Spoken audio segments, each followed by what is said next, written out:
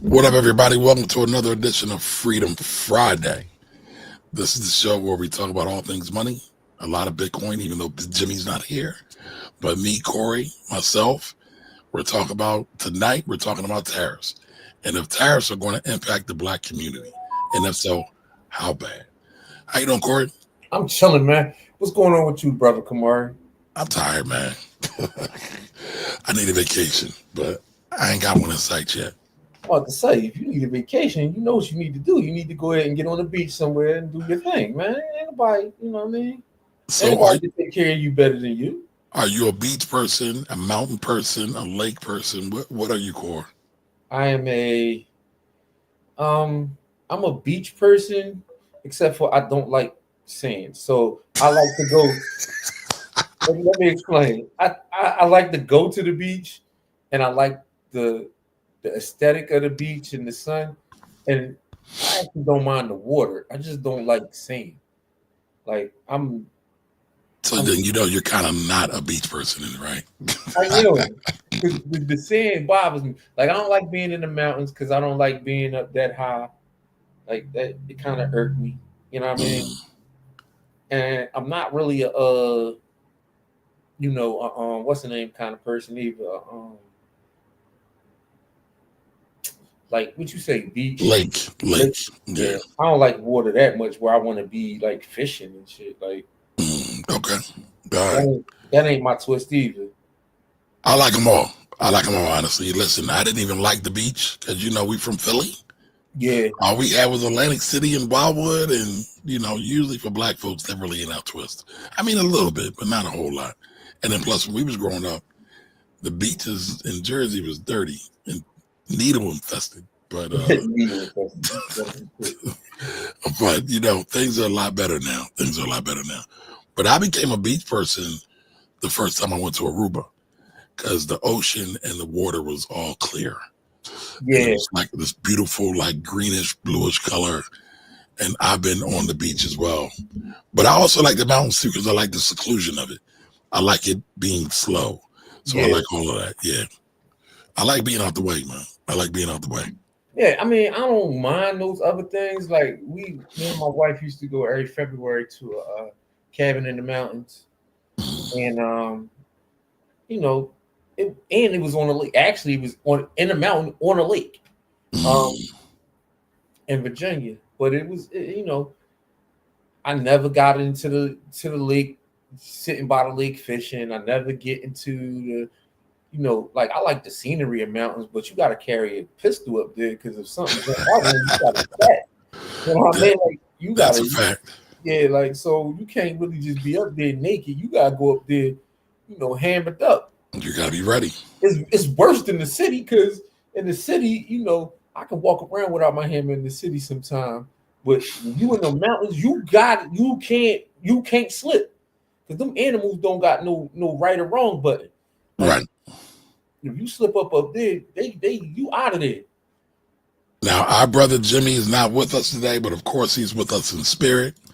And so Jimmy is overseas somewhere talking about Bitcoin. And so I got a clip. Jimmy shared a clip, so we got to have him with us. And this is hilarious, y'all.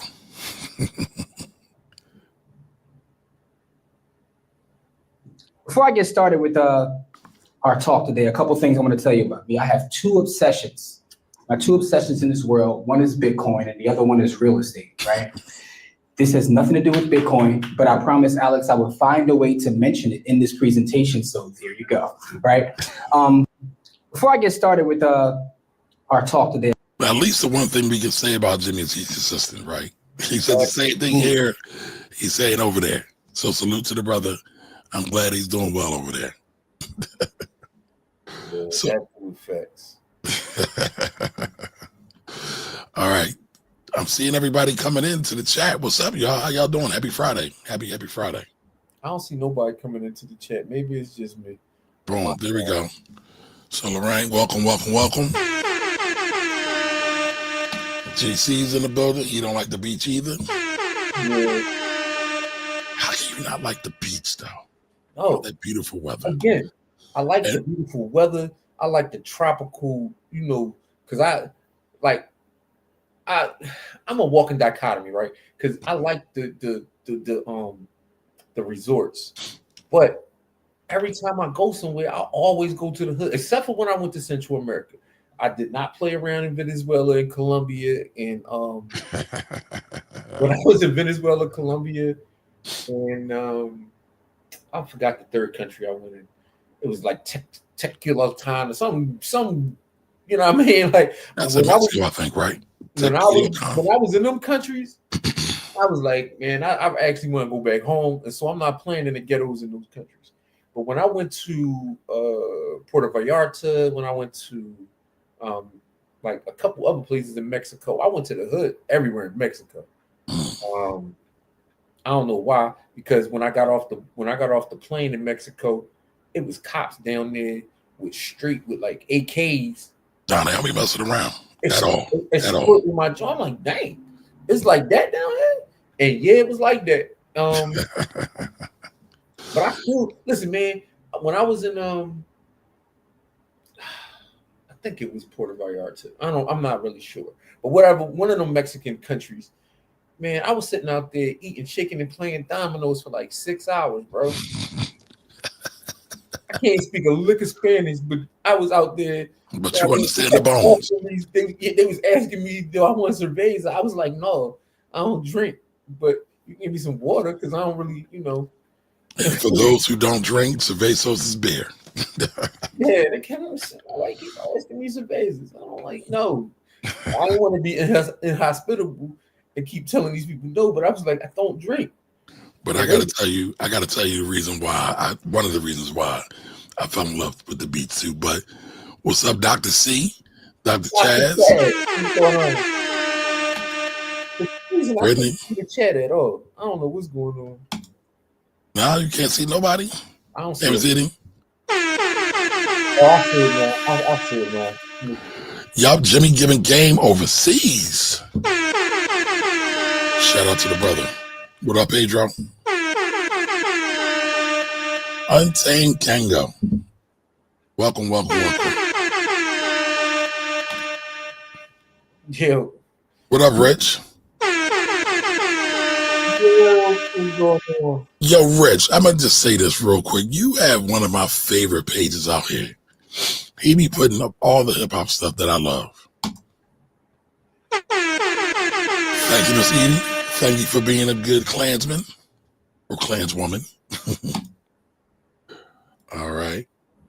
Noble Purpose, what up? Ray Cutting with the $2 super chat. Thank you. Always love. Yeah, salute to the chat. Mrs. Phoenix, welcome. Mrs. Phoenix, but you're in Toledo, Ohio. All right, Andog, what up, Andog? And Miss Phoenix, I don't think I gave you your horns either. Texas boys. All right. Now, you know what? We might have to kick this person out the chat. No, she good money. I don't know. Listen, what you're talking about, Markia burned me up the last time. Man, that's supposed to be my sister. She burned me up. What up, Markia? Shout out to the money plug. No, it's all good. I appreciate you, though. Thank you, man. Nicole, what up? What's up with beneficial ownership report? We can talk about that tonight a little bit. So it's funny. I've been planning on doing a free training for that. Just haven't got a chance to do it because it sickens me that people are charging folks like $500 to do this. It literally takes like 5 minutes, y'all. But I got y'all coming. I promise. All right. I mean, listen, sisters can give love too, not just slap me around. Like you straight with, I was watching the replay and it's like, yo, she went ham on me, but I loved it all. I loved every little bit. Yep. Thank you, man. Whoa. Miss 91. Thank you. $20 super chat to support the channel. Thank you. We appreciate you. That's going right back to the streets. Yes, it is. In Bitcoin or some kind of fashion. Listen, do me a favor, y'all. Y'all know we're going to do our giveaway today. Jimmy told me to tell y'all this. 24,999. I don't know how many other sats it is, but it's going to be $25 of Bitcoin we will be giving out. Make sure y'all share this out. Share the love so people can get into the drawing when we get through the show.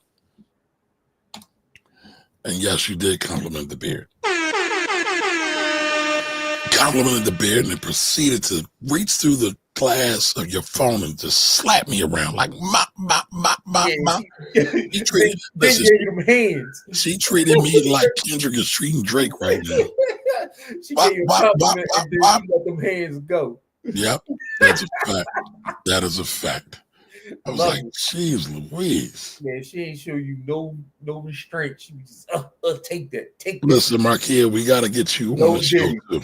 She gave you. Whoa! Y'all showing love tonight. Listen, I might be able to buy a piece of chicken at the Bitcoin giveaways left. Thank you. One piece though, like one wing. Like the small one. Can I get one wing? Now, speaking about that, right? Because that's the one rib joint from I'm Gonna Get You Sucker with Chris Rock. Yep. But talking about that, right? The cost of stuff has been through the roof. Now, everybody is worried about inflation with this new administration that's coming through. Now, just to give you a little bit of backstory, I did a video on my channel, the Finance Rebel channel, just talking about taxes and how tariffs are taxes. The MAGA people didn't like that. I didn't even mention anything about MAGA or their fearless leader. And they were like, tariffs aren't taxes. It's like, really? Okay. What school did you go to? Like, how do you not know that tariffs are taxes? But that's the thing. I don't think a lot of them. It's in the definition of tariff. But, I don't know that people know. A tariff is a tax on imported or exported goods. Like, what part, which school did you go to? Now, hold up a little bit, Corey. Let's go through this real quick, and then we'll come right back to it. There's been a lot of talk about President-elect Donald Trump's proposed new tariffs on countries like China, Mexico, and Canada. But what does that actually mean for your future spending? First, a quick Econ 101 refresher, and we promise we'll keep it short. A tariff is essentially a tax the government charges companies that import foreign goods to discourage them from doing so. But a lot of products sold in the U.S. use parts from foreign countries to make things you like to buy here. So the prices of those parts would go up, and the companies might pass on that extra cost to you. And what about stuff that's entirely made out of the U.S.? Well, according to the National Retail Federation, their analysis shows that if Trump were to make good on his threat to impose a 10 to 20% tariff on all imported goods, clothing prices could go up by around 12%. So an $80 pair of jeans could cost you $90. Toy prices may... Who's that going to hurt? They rise even more. Since so many are imported from China, that means they could go up around 36%. So that $50 tricycle could end up costing around $68. Household appliances, too. Prices of those could increase by around 19%. So a fridge that used to cost $650 could set you back almost $776. And those are the lower end estimates. President-elect Trump says the most beautiful word in the dictionary is tariff.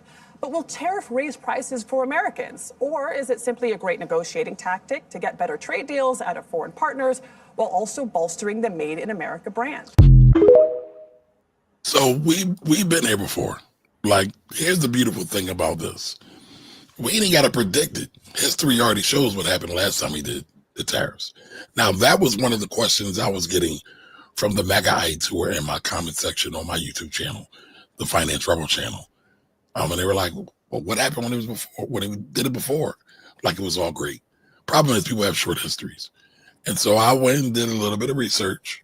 It wasn't sweet. A lot of farmers didn't like what happened, especially a lot of the soybean farmers didn't like what happened. So much so, the government had to subsidize them to the tune, I want to say, of about $200 billion. But people forget this stuff, y'all. And I always talk about politics and how it impacts everyday lives, because a lot of times we get idiots in office that do not work for the best interests of the people at all. Well, what do you think about this, Corey? Two things. No, three things. Uh-oh. The first thing is you get what you ask for, and sometimes what you ask for ain't really what you want. The second thing is people are stupid on purpose. And when I say stupid on purpose, is that they ain't forget. They know exactly what happened.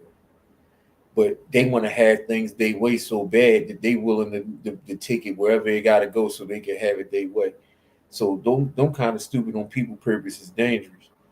But they exist in large numbers. And then the third thing is he the last time he was president, my man set up a mutiny, bro. So like how do you reelect somebody? Like I ain't even talking about his felony cases and none of that. My man, The 34. I ain't talking about none of that. My man's created a mutiny and tried to kill people in the Senate. Like And the vice president. And his vice president. And his own vice president. Yes. Like, people went to jail behind that. And so listen, you know I talk politics more than you and Jimmy probably combined. I've been trying to lay off it for a couple of reasons. I ain't even no politician. I'm just saying. I know. I just stated the facts, and people reelected this dude. So I'm not saying that they were, Well, no, that's what I was going to say. I'm saying they had an agenda and getting him reelected. Correct. And which goes to my first statement is you got exactly what you want, but you don't know, you really don't want what you think you want. Because Correct. my thing is he don't work for you. He don't work for you at all. He works for some rich billionaire dude. He don't even work for them. Dude don't work for no. Dude wilding, bro. He wilding, but he does pander to the billionaire class. I didn't say he did. I said he don't work for him. He pandered to him. He don't work for them. Listen, Donald Trump, he don't work for nobody, which is dangerous. Like I like dudes because at least I know who they work for. Then we can, you know what I mean? Like that's even worse for me. Yeah, like I don't, man. Listen, I don't got no beef with him because I don't, I can't control the outcome. It's already been the outcome already been, what's the name, decided. But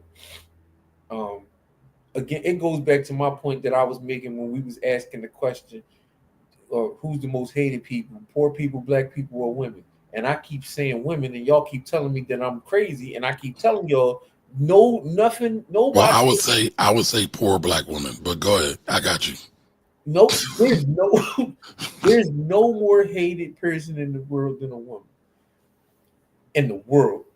Not in America, not just America. No more hated person in the world than a woman. And that's crazy to me, right? Because, women control everything in the world, even though they control everything. Like the whole population in the world is controlled by women. Yeah, but women, white women especially, he reelected this president. So listen, there you have it. Nobody hates women more than women. That's a fact. That's a fact. But yeah, let's get to some of what the people saying. We should tariff China. Them folks own like 40% of our land, and they can send their vehicles over here scot-free, essentially. The U.S. can't keep being soft AF. I guess. And I'm starting to believe you're a Trumper, man. And it's still love. It's still love. It ain't about nothing. Like I'm just saying, like, all right, but that's just one piece of what he's doing. Like he got so like he's so inept. Like, do not like it just boggles my mind the things that people don't remember.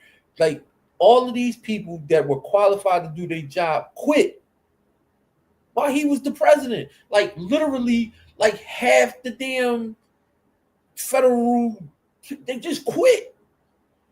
war generals was quitting. People that Everybody quit. Science people, his own cabinet and his own like people was just getting out of there because this dude was wilding.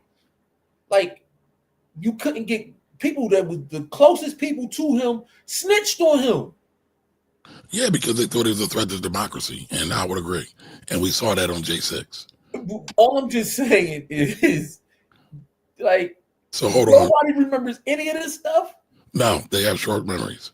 But here, Marquis is like, y'all better eat all them damn eggs they lay because y'all fought for crying about egg prices. That's a fact. All right, they say be careful what you wish for. That is a fact. I know they can import them vehicles like that. I would agree. Tariffs are a chin check. They should always be a threat of tariffs when, I'm sorry, y'all.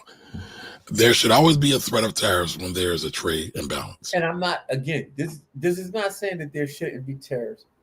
This is just saying that tariffs are only one part of it, right? Because if there are tariffs, there's going to be higher prices. If there are higher prices, people are going to stop buying.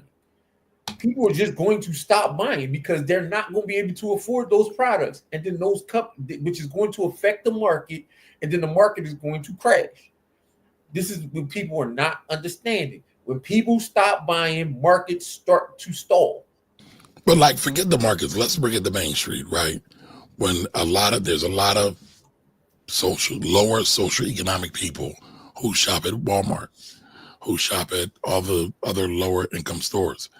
How many people are going to be impacted by this? Their pocketbooks and wallets. How many products in Walmart do you think is from China? Oh, a lot. Is that not going to impact their everyday people? And so we got to realize what game is being played here. And all right, so Ann says he's a proud American. Okay, kudos to you for that. However, let's be clear. America has never been a friend to Black people. And so it's at least my perspective, I'm sure Jimmy and Corey too, that you know the saying, when America gets a cold, Black people get the flu. And so a lot of people are going to be impacted by this in our communities, and that's going to be rough. That's going to be really rough. Yeah, it's gonna be chaos, bro. Like people don't understand like ripple effects and chaos. Like my man, a chaos merchant. Like that's the best description I can give for him. He a chaos merchant. He just likes to set things in motion and cause chaos and disruption so that he can do whatever he wants. Because he knows as long as people are distracted by chaos and disruption, he can literally do whatever he wants. Because he's using the Vince McMahon playbook. Yep. That is a fact. And it's funny, he was already on that vibe before. He's really on that vibe now. So a trade imbalance benefits Americans sometimes. The U.S. is the largest importer of Chinese goods. But China also imports a lot of stuff from the U.S. as well. So it's not this. So listen, it's not this linear thing, 1, 2, 3, ABC. It's really not, y'all. So just believe a lot of poor people are going to be hurt behind this. Now, if you don't care about poor people, then I don't know what to tell you. No, I didn't see it with it, but I know China and Mexico is on the list for tariffs. So, but no, I didn't hear what he said. It's going to be mad chaos. Yeah, my man, again, chaos is his tool. That's his number one tool. Oh, wow. He threatened to invade Canada and Mexico if they don't want to abide by the taxes and tried to joke it off. Why am I not surprised? Nah, my man, he a weirdo. Like, he not a weirdo. He's a dangerous old dude. Like, I don't know, man. Like, and again, this ain't beef, man. It's just look at what he do. Like, why would you vote for that? Like, not even like common sense. Common sense would tell you that what he gonna do don't benefit nobody but himself and the people that he roll with. So Carrie Hartham, I hope I'm saying your name right. Welcome, welcome, welcome. He says, maybe you want Biden back. Duh. Oh, Well, here's the thing. I'm going to say this, and I'm speaking for me and nobody else. If you look at what Biden and VP Kamala Harris did, their administration was almost as good, if not better, than Obama's. And Obama's administration was way better than Trump's. That's factual. You can go look that up. If you don't like what I said, I don't know what to tell you, but I like to deal with facts. I don't like dealing with fiction. They spent 4 years cleaning up the first mess he made. Correct. They just spent 4 years cleaning up the first mess he made. He shut down all these government programs they had to restart because he was in office. They spent 4 years cleaning up his mess. Okay, Robbie Robb says, low key, I'm not even worried about Trump. I'm worried about who might come next after he set the tone. That's a fact. I might have to look into puts, man. That's a fact. But guess what? They're going to pump cash into the market. They're not going to let the market fall. All right. Canadian Prime Minister went to Mar-a-Lago to explain tariffs to the arms agent. But what you just said is even crazier because now you got tariffs and them pumping money into the market with them, which even makes it worse for Americans because when they pump money into the economy last time, that's how we ended up here with these higher things. Correct. Higher. So it's funny, right? And I'm following you. I'm tracking. They pump money into the markets, right, to keep the Great Recession from taking us down. What do we get? Higher home prices, zero interest rates. Nobody ever talks about the impact zero interest rates have played on the Black community. It's crazy. Now we're in Philly. The average home price in Philly right now, I think it's up to like 320. Like it's been crazy. It's been crazy. And nationally it doubled to like 441. So, I mean, just think about that. That's like bananas.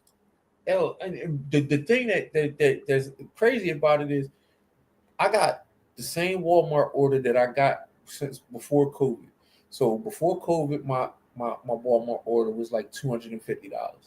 During COVID, my Walmart order was like $127. Like it went down almost half. But then now that same Walmart order is $487, yo. Damn. That's $487. That's rough. It went from $125 to $487, bro. This is the same order, the exact same order, because my kids like the exact same stuff. Right. You know what I mean? So it was at a level $250. It went down almost half, and then it went up 3.5 times. Yo, like I'm paying 3.5 times from 2019 to now. I'm paying 3.5 times what I was paying for the same groceries. Not that 25% markup they talk about, or that 7% or the 8%. I'm paying 300% of what I paid before. 300. Like, what are people not seeing? I know y'all been to the supermarket because everybody here eat. I know people been to the supermarket. So if you think it's bad now, if he do all the stuff that he talk about, what you think it's going to look like in 4 years? It's going to be crazy. All right, so Marquia says Pete Buttigieg 2028. So you think Mayor Pete got a chance to win in 2028? You think a gay man is going to win in 2028? Gay man got a better chance than a woman. Well, you took my thunder because that was going to be my next question. So do y'all think a gay white man can win presidency before a white woman? They let a black man win before a white woman. That's all you need to know. That's all you need to know. They let Obama win before they let Hillary win. All right, so Untamed Tango says, the U.S. companies were comfortable for decades with profit margins. The tariffs will affect that, including investors. So here's the thing. Companies don't absorb tariffs. They always pass them down. Now, they might do a little absorption, but we have evidence of this during 2016. Like China and them, when they did that tariff, it didn't end until 2019. And then the government did have to, matter of fact, I'll pull up the proof. Don't believe me. Like, don't believe nobody. I say that all the time. Do your own research. And because there's a couple, before I pull it up, let me pull this up real quick. All right.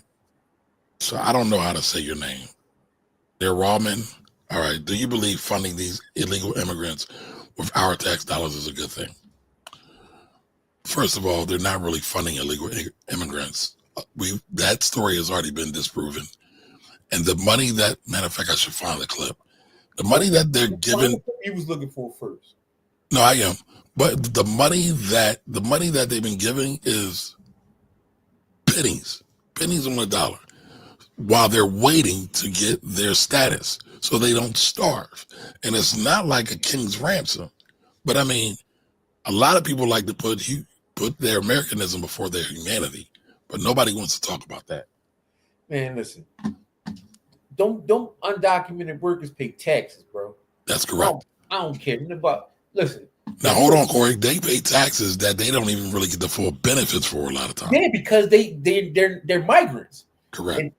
And so that's the other thing. Illegal is crazy to me. Migrants. They're migrants. They migrated from somewhere else into the United States. Illegal is a term. Let me shut up, man. They're migrants. Well, here's the thing. Like, even when you look at some of the conditions that have driven many of these policies at the border, a lot of it had to do with U.S. policies overseas. But nobody wants to talk about that. What would happen if we took, I don't know, 10% of what they're spending on the border crisis and they spent it in places like Nicaragua or Mexico or some of these other places? Don't have to migrate here. Right, so they don't have to migrate here. What would happen? Nobody ever asked that question now. And the way they play hockey with their political leaders, or tennis, what should I say? I mean, you can kind of argue that some reparations is needed. Man, I mean, when you look at Haiti, man, the political football and they doing in that town, in that country rather, it's crazy. All right, but I want to pull this article up from Barron's. All right. So a renewed U.S.-China trade war could hit U.S. farmers again. So again means it happened before. Many of the tariffs China imposed on U.S. agricultural products during Trump's trade war are still in place. Although Beijing has granted a waiver to lift the tariffs that is renewed annually. But those tariffs could be easily reinstated if a trade war were to start again. All right. Hopefully y'all following. Hopefully y'all tracking. If that happens, U.S. soy imports to China, U.S. soy exports, because an export is out, imports are in. Soy exports to China could decline over 50% from expected levels, while corn exports could drop 84%. That's a lot, y'all. According to a recent study commissioned by the American Soy Association and National Corn Growers Association. A 60% tariff on these agricultural products, equivalent to what Trump threatened for Chinese products, could lead to as much as $7.3 billion loss in annual production value, according to the report. So we're not talking about no chump change, y'all. And that's just the tip of the iceberg.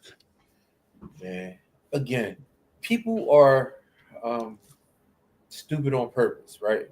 Because they vote against their own best interest. And this is, again, I'm just going to keep saying it's stupid on purpose. Like, you have to be dumb on purpose to keep voting against your own best interest. And like I said, voting for Kamala might not have been in your best interest, but voting against her was definitely not in your best interest. You know what I mean? Like, that's a fact. Like, you got to think about what really is going to happen to this country, right? Like, people are it's going to be absolute chaos. And you talking about me as a Black American man, I'm trying to say this in the most succinct way I can. Come on, Corey. You ain't never nice any other time. Just say it. No, because this involves my children. I'm a Black man with a wife and 4 children that gotta live in this country that's that's about to go into this chaos cycle with this dude in office. And I gotta live with the stupid decisions that other people made. And so what I want to say is that I don't like my trust in people is based on what they do. And so I trust that people are extremely stupid. And so that's how I'm going to treat them. And so if you genuinely, from the bottom of my heart, I think most people are stupid. And I vowed to stop saying that word because it's really very it stings. But when you look at what people do, I'm gonna call it how I see it. And if you don't like me saying that word to you, don't listen to me and don't talk to me. Like, it's not gonna bother me one bit for you not to listen to me or don't talk to me.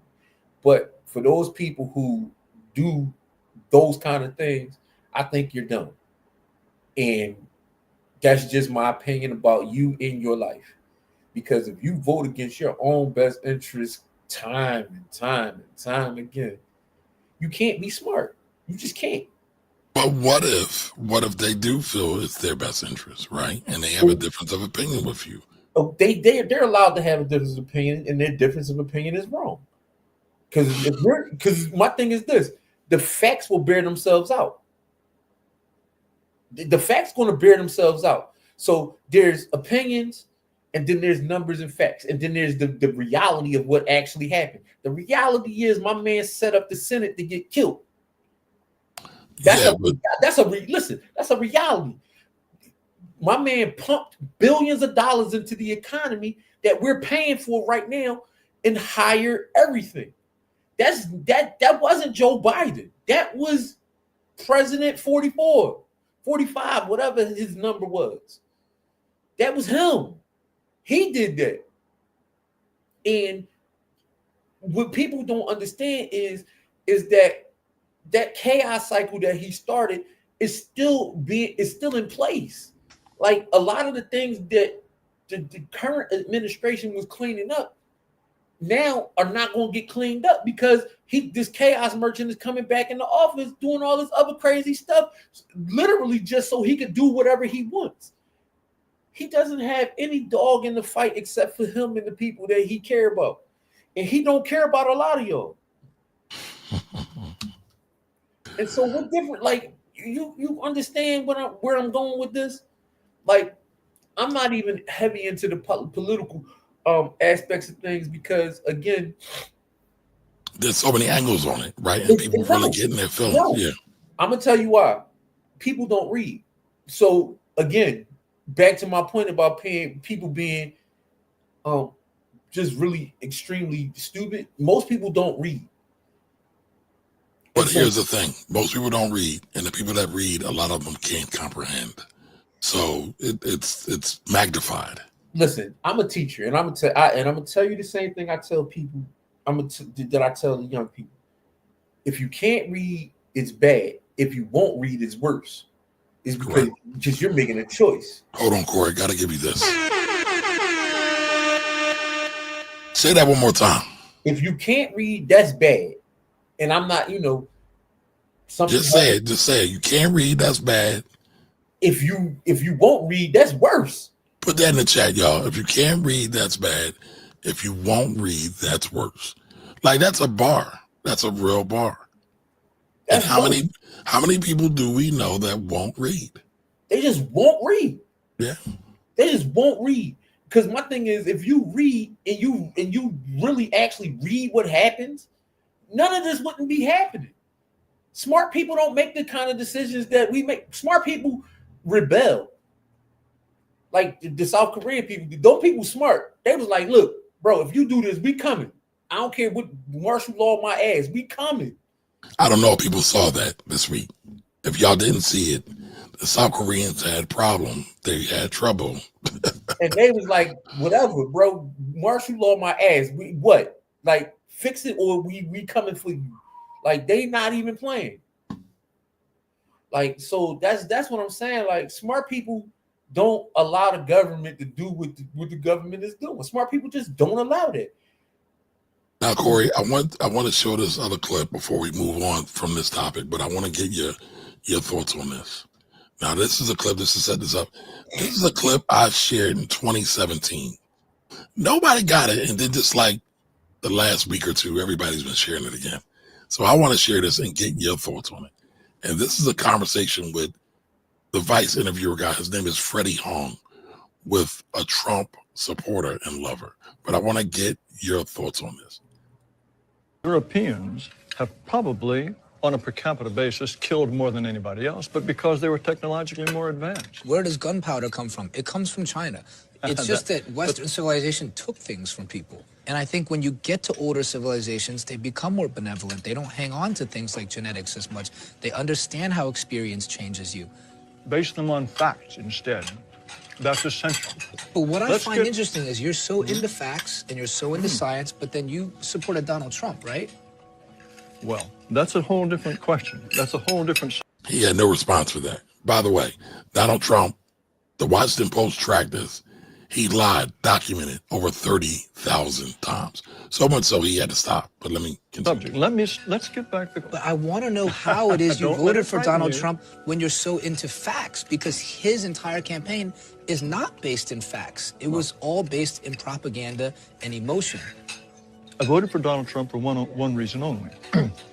His policies, if implemented, would slow the dispossession of whites in the United States. Dispossession. Y'all put that in chat. Dispossession.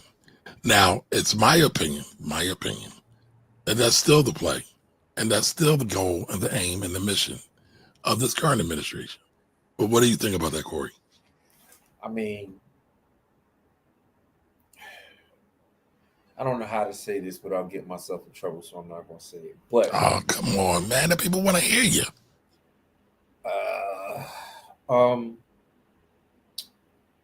This country has proven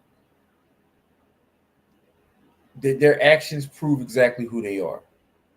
And this country has never changed. I'll say this. There are lots of countries, lots of different nationalities that have gotten reparations from the United States. And Black people haven't gotten reparations from the United States for one reason. And that's because the United States has never stopped doing whatever they have been doing to Black people. They just never stopped. You can't give somebody, read anything if you haven't stopped. And so I think we need to take a hard look at what this country has been and has always been. And white people have owned this country for centuries. You know what I mean? And their policies have always been to keep themselves in a state of power.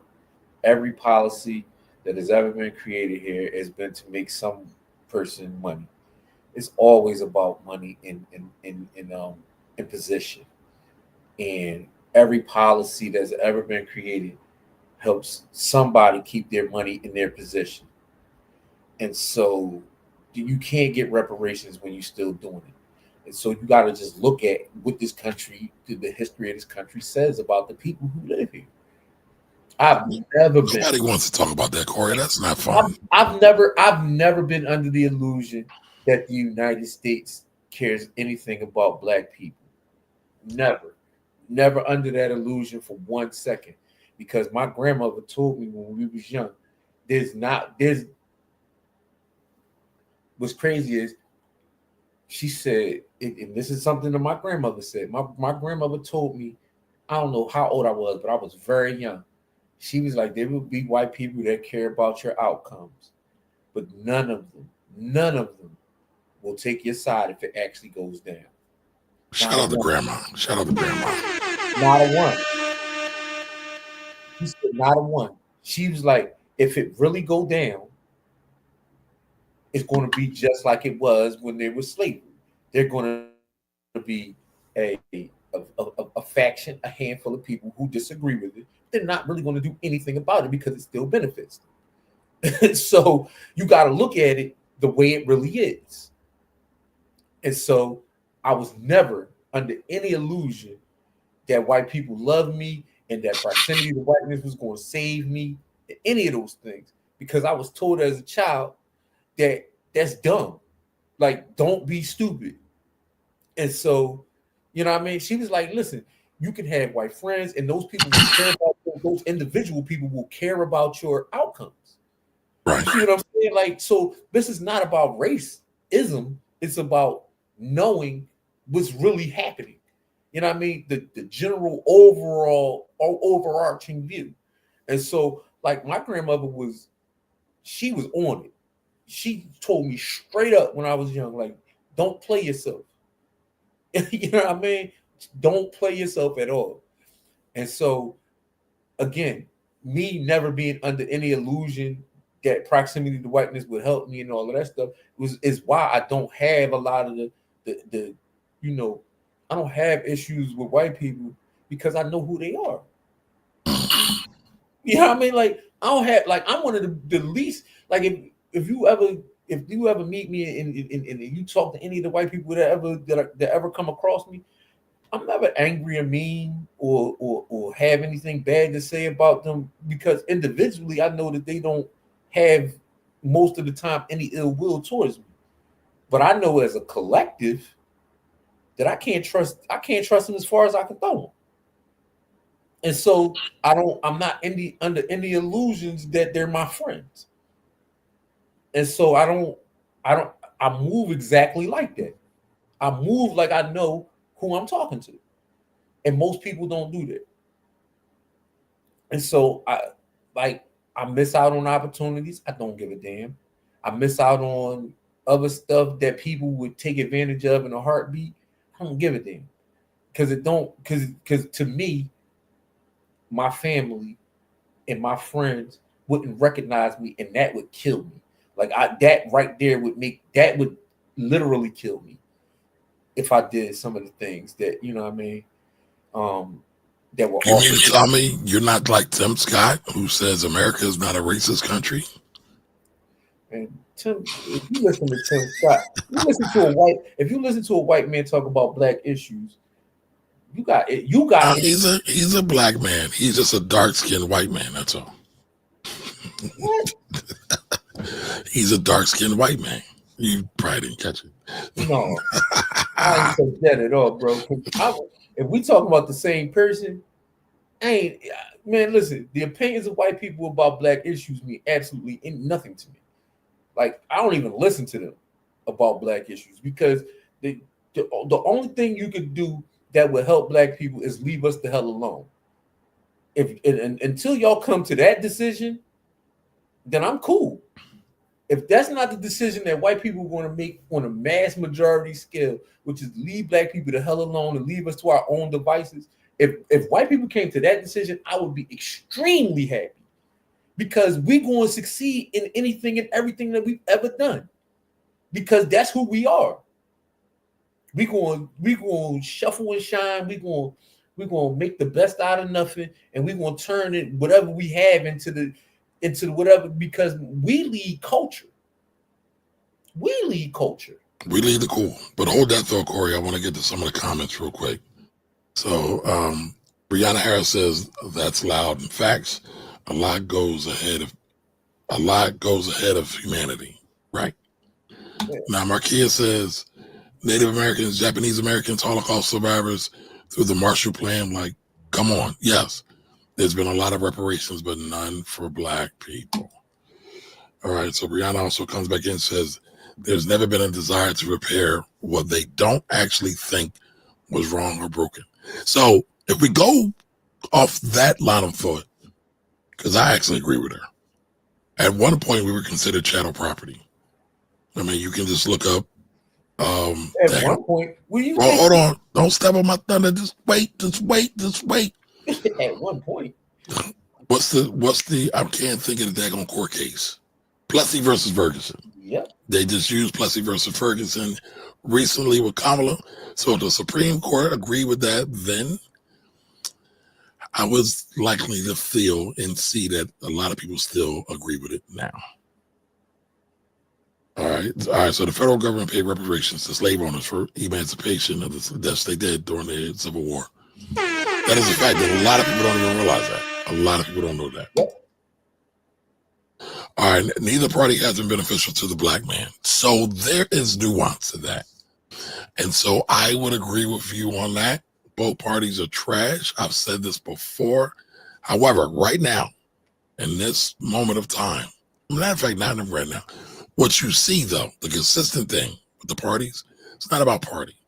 It's about white supremacy. And Tory hates that. Corey hates that term because they ain't more superior than us. But I'm using that because that's the catch-all. It's still been about them being in control and giving everybody else chitlins and juice to eat. Now, y'all know the kind of juice I'm talking about. So it's never really been about the parties. Now, however, as Corey said, the man that's in charge of the Republican Party right now is... He tried to off his own people. Right. What do you think he's going to do to us? He tried to off his own people. Correct. People is wilding. Like, what do you like? There's causation, and then there's there's direct, that's a direct fact. He tried to off his own people. Correct. Now, what up, Thunder? And I saw somebody else step into the building. Where was it? Where is that? I saw Mark step in the building. Here we go. What up, Mark? Mark is a Friday night regular. So, but what do y'all think? Was he right when he said dispossession? Was he wrong? What do y'all think? All right, so Nicole says, for all his efforts, Tim Scott didn't even get a cabinet position. Nope, he did not. He did all that stepping and fetching and dancing and chanting. Wrong one. But he didn't even get it. And neither did the guy in North Carolina. Ransom, I think, Mark, whatever his name is. Yeah, man. What they call him, the top five. I don't know why they got the name top five, but yeah, they don't care at all. All right, Andom says, in my opinion, it's okay to acknowledge it's racism. But to let that be the big, bad boogeyman is wild. Y'all are successful. No white man stopped y'all from being successful. Our ancestors were resilient.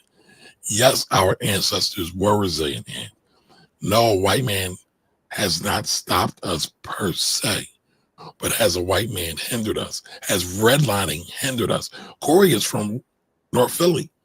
I'm an uptown dude, but I'm a byproduct of North Philly.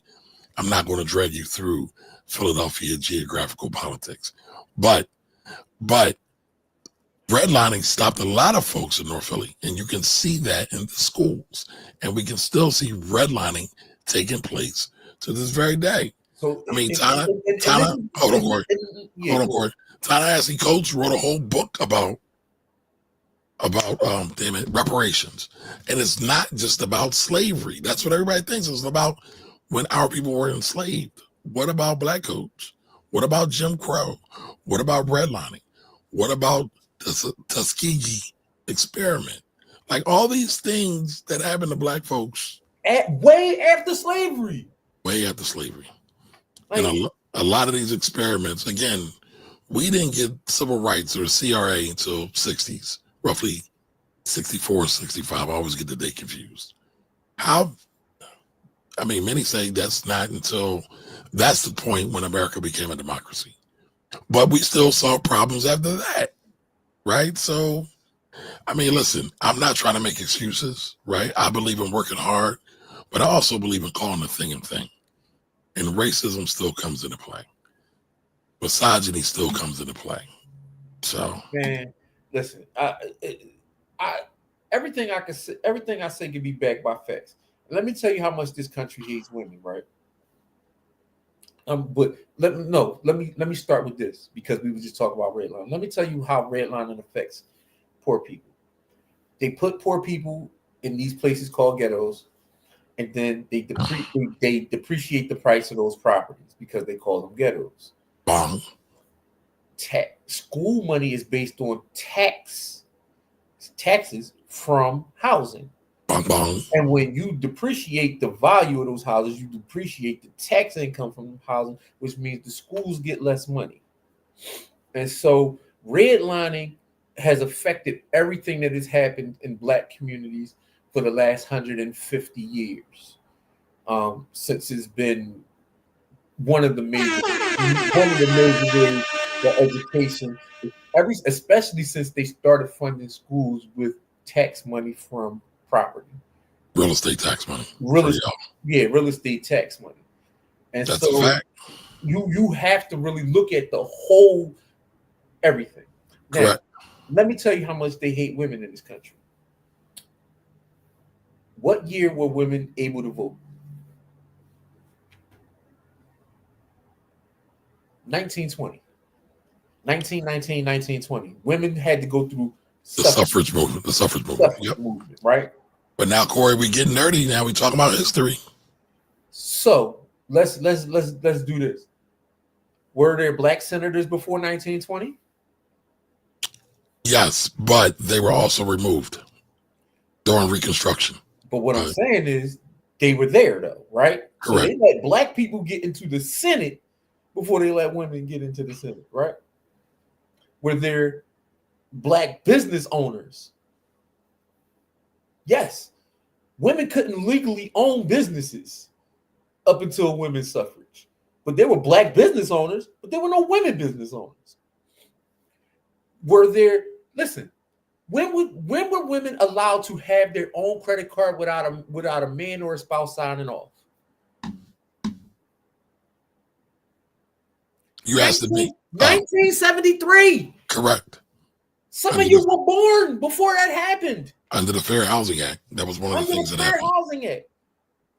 So you mean to tell me that Black people got civil rights before women could before women could have their own credit cards and own things? That's how much this country hates women. And as much as I think they hate Black people, because I know they hate Black people, I know they hate women more because of their policies, because I just watch what they do. This is why I knew Kamala and Hillary had zero chance against Trump. Not because they weren't qualified, not because they're good or bad politicians, but because they were women. And if you watch the history of this country with women, there's no way you could think that these women could actually win an election against the white man. You can't watch the history of this country and believe that could happen. Because they've allowed Black people to do things in this country that they would never allow women to do. Well, back then. Now it's a different story. Right now. They let a Black man be the president of this country before they let a white woman be like, what are you talking about? Right now. Right at this moment. They will let another Black man be president before they would let any woman be president. I think a white woman could win, though. No. Nope. You can't name a white woman in this country who could hold that office. I think it could happen. It would take, to your point earlier, though, it would take the hating ass white woman, the Karens, to stop hating. But that probably ain't going to happen. But real quick, Marquia says we need to get rid of the party system and make people vote on policy and values like it's supposed to be. But here's the problem, Marquia. If people can't read, how they going to know what the policies are? And that's what I was talking about. I mean, I would agree with you, but, it's deeper than that. Shout out to Thunder. Historically, we've seen what happens when Black people are left to their own devices. We can do wonders. Think about O.W. Gurley, A.G. Gastons, Biddy Mason, etc. Listen, O.W. Gurley, look up his story. Look up A.G. Gastons. I'm not sure about Biddy and Mason. I got to look them up. Put me down, Thunder. I'll tell you this. Like, I'm not I don't hate anybody because I don't care enough to hate people. Like, I don't really care about, like, a lot of people care about the outcomes of other people. I don't care about the outcomes of nobody else besides Black people. I don't care about the outcomes because nobody else does. White people care about the outcomes for white people, which is why we're in this situation. Right? There's a place they're you know, like everybody cares about themselves except for black people. Black people aren't allowed to care about themselves. I don't care about the outcomes for any other culture, any other race of people. I don't care. I don't care. I don't wish them any ill will, but I don't care about their outcomes because they don't care about mine. Because when they see stuff happening to our community, they're like, "Oh, that's a shame." So I just give them the same energy they give us. Like I don't care, Wait a minute, you ain't inviting nobody to the cookout? man. Listen, everybody want to invite somebody to the cookout. You ain't Listen, invite nobody man, to the cookout? I'll tell you this. Just recently, I started going to cookouts with white people up here because I really wouldn't go. Like I just be like, I don't got nothing in common with them. Why am I eating and breaking bread with them? Like Jimmy would tell you, I broke out in the damn meat sweats. We went to He told us y'all went to Cracker Barrel. The Cracker Barrel. And eating around all that many white people made me nervous as hell because I don't do it. I don't do it because there's nothing. We don't got nothing in common. Nothing. My outcomes and their outcomes don't have anything in common.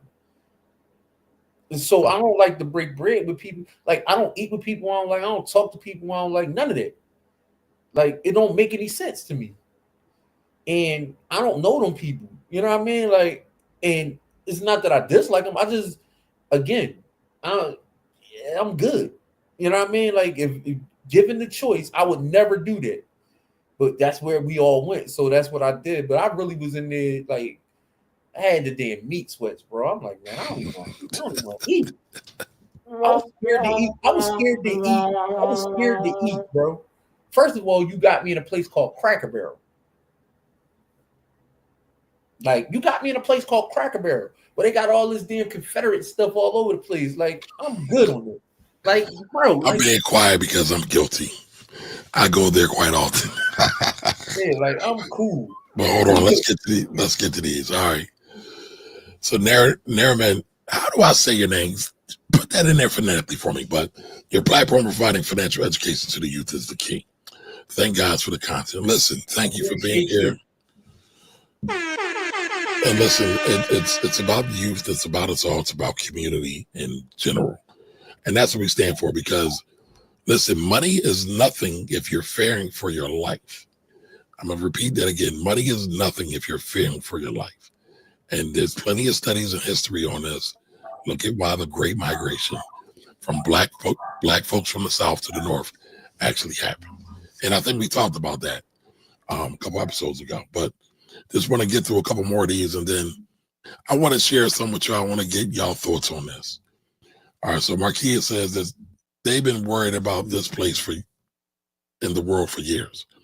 They've been said they were going to get rid of Roe v. Wade because the birth rates were declining in white babies. Actually, birth rates are declining across the world in general. But yes, especially with them. All right. There's only one place in the world where there's a positive birth rate. Africa. Which is why they're all fighting for Africa. Plus the minerals and resources over there as well. That birth rate is it's a major thing. Yes, I'm not disagreeing. All right, so Jigga says if he was really trying to overthrow or start some type of dictatorship, you don't think the Secret Service, Pentagon, or White House handlers would have smashed in his? I don't know. I'll tell you this. I don't think he's trying to overthrow nothing. I think he's just causing chaos. I don't think he's trying to overthrow the government. And first of all, he sent them people on a hit, bro. He sent tens of thousands of people to the White House. They stormed the White House, bro. And so let me say this. You don't have to actually do a coup to take over the government. The Republican Party actually has been very masterful with this over the last 20 years. If you look at who he's trying to have control the Pentagon and everybody else, you don't necessarily got to have a coup or takeover to change things in their favor. So we shall see. Marquis says there were over 24 active investigations into redlining by the DOJ in 2023. Jimmy, we all talked about this, I think, 2 episodes ago. So redlining is still a thing now, y'all. please don't be so delusional that you think racism does not impact us, or anti-blackness, which is the new cool word, or white supremacy, right? It's still a thing. And yes, we can still be about our money and be business minded and be educated and be progressive and still acknowledge those things. Guess what? You can be about your money and you can say racism exists and the two things are there, right? Just because one thing happens doesn't mean the other thing disappears. It's still affecting us now. Facts. All right. Thunder says, Brother Malcolm said it's best. You have a poor education means you get a poor paying job. A poor paying job means you live in a poor neighborhood. And in a poor neighborhood, your kids go to a poor school. That is a fact. That is a fact. And it's funny, we got to talk about this one day, Corey, but I was talking to somebody. People always shame people for renting. But a lot of times, especially for black folks, a lot of times black folks will move to more affluent areas for schools for their children. Yep. Because even if they buy a property in the quote unquote area they're in, their schools are trash. And so it puts them in this weird position. Yep. So, but we got to talk about that one day. I'll tell you 100%. That's why my wife moved. My wife has a love-hate relationship with Philadelphia, which she loved the people and she loved the energy. But she was like, the education here is absolute trash. And let me tell you how we came to that conclusion. Number one, we're both educators and we know how the schools go through their whole processes. I literally could tell you the processes, and it'll make you sick to your stomach. So, that's the first thing. The second thing is that we were paying so much for private instruction that it was like a tax. Like tax. It was a tax. It wasn't like a tax. It was what we were paying for private education was like 4 times what we were paying for a mortgage. Our children's education, my son went to a friend school. You told us last episode. Yeah. My son went to the most expensive friend school in Philadelphia. Yeah. And my other son, just right behind him, went to a private school again. Before my 6-year-old, my 2-year-old were born, they both went to private school. And so to get their baseline education, because we couldn't think of a public school that we could send our kids to that would give them the kind of education that we wanted them to have. And it wasn't about the actual schools or the teachers. It was about environments. Mm-hmm. We lived all over the city. The thing about private school is that they don't care where you live at. If your money is green and your kids can do what they tell them to do, they'll take your kids no matter where you live in the city. So we was able to live anywhere we wanted in the city because we was paying for school. Correct. So it was just, education was the big reason why my wife moved my kids out of the city. She was like, I literally could move to a school district. She was like, I can't send my kids to the schools that are available, and I don't want to keep paying for private school because it costs more than college. And so that was the thing. Like, we were spending, because me and my wife together have made more, 6 figures for 20 years since we've been together. But 90% of our money was going back out in education. Like, literally, like, all those years where we could have been putting up money into the market and all of that stuff, we were spending it back into our kids and education. And so, Corey, check this out. We got another super chat. Appreciate that. Or a super sticker. Right. Thank you, sir. I'm gonna try to say this right. I'm waiting for the phonetic spelling of your name. Niraman. I think that's how it's supposed to be. Please correct me. I hate saying people's names wrong. But Niraman, thank you. Super duper appreciate you. Yeah. So I like the 2 things my wife hated about Pennsylvania and Philadelphia in particular was, number one, the taxes. like the actual taxes, like the things that we actually get taxed on. And then two, that she couldn't think of a public school that she wanted to send our kids to. And she was like, the only public schools that she would send our kids to are high schools, but our kids weren't high school aged. There you go. Now I want to respond to this. So Neil Rahman asks this question: do you prefer this country be a matriarch or a patriarch? I'll say this for the record. I think the Black woman is God. I would love for it to be a matriarchy. In Africa, we had a lot of matriarchal societies. Things typically work a lot better when women are running things. A lot of people don't believe women are eligible for leadership, but women have always led. People just don't do history. They don't read to know that. But I'll say that out there. Again, I just told you who the most hated people in the world are, bro. But no. The question was prefer, not what is. You said prefer. Yeah, preference. I always prefer women to lead. Yeah. So your bias is leading us, Corey. and not like as far as like household stuff, because in my household, well, me and my wife talk about everything. I have the final say on everything, and it's not because of anything that I decided. It's because that's what my wife decided. My wife decided that when we, if I'm going to lead, she's going to let me lead. You know what I mean? Like if we come to a decision and we come to different decisions, then the decision that I make is the decision that we're going to go with. And there it is. That's not something that I decided. That's something that she decided. So that really tells you something.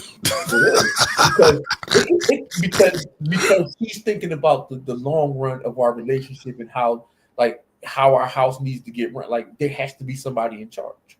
Right. Somebody has to be in charge. All right. So shout out to Nicole.